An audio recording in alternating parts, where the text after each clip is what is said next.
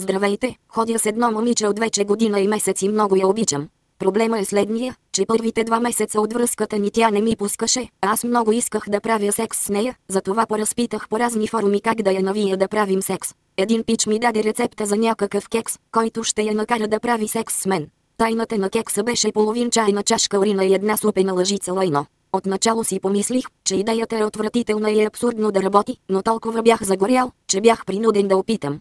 Затова и направих такъв кекс и я почерпих, след което същата вечер започнахме да се натискаме и се стигна до секс. Бях много доволен и страшно учуден, че работата с кекса е станала. От тогава до сега всяка вечер, когато тя щеше да идва у нас или аз от тях и правех от тоя кекс с лайна и урина и давах да яде, след което правихме секс. Всичко добре до вчера. Тя щеше да идва в нас и аз се захванах с кекса. Направих тестото с урината и остана да добавя лъжица лайно, но не ми се сереше, щото бях срал вече и реших да си гребна с лъжицата направо от газа си. Затова се събух, надопих се и се напънах, като започнах да натискам с лъжицата отзад, за да я напъхам и да си гребна малко лайна. Точно като я пъхнах в газа си, вратата се отвори и влезе приятелката ми. От стрес ректума ми се сви и не можах да извадя лъжицата. Тя разбра, че искам да сложа лайна в кекса и започна да ме разпитва, като беше хванала лъжицата за дръжката и я въртеше, за да изкопчи информация от мен. Толкова болеше, че и признах всичко за цялата година, през която я бях хранил с лайнян кекс. Тя се разпища от ужас и започна да повръща, бягайки към вратата.